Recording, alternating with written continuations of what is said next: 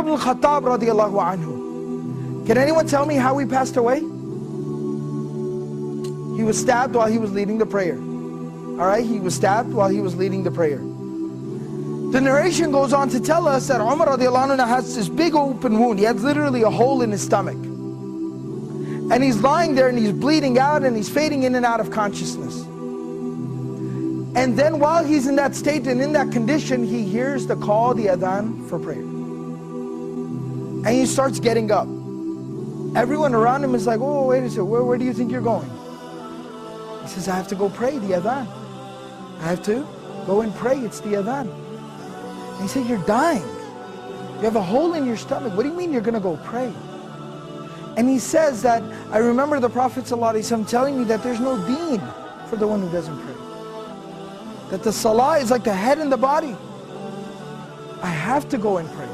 This was the commitment that these people had to prayer. As long as I'm alive, salah is something I do. That's the commitment, the connection that they had with prayer. So this is from Surah Maryam, Surah number 19, ayah number 31. My Lord has firmly commanded me to pray and to give charity or to purify myself as long as I am alive. Ma dumtu hayyan, as long as I remain alive. This is a statement of Isa alayhi salam. This is a very powerful reminder about our approach to prayer and how we approach prayer and how we perceive and think and how we implement prayer in our lives. You see, we're supposed to pray, it's saying, as long as I am alive. Till my last breath, I am committed to salah, to prayer. Now what does that exactly mean? It means no matter what comes up, prayer is something that I will hold on to till my last breath. I will concern myself with till death. And the Prophet ﷺ demonstrated this. He lived this. Now this isn't just theory, this isn't something just fancy to say. It's not just a fancy slogan. The Prophet ﷺ lived it. You know, about a week before the passing of the Prophet ﷺ, he fell very ill. He became ill.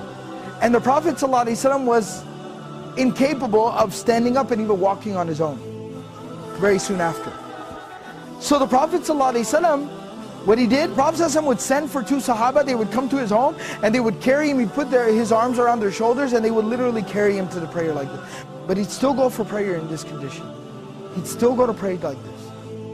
Teaching us, prayer is something we do till our last breath.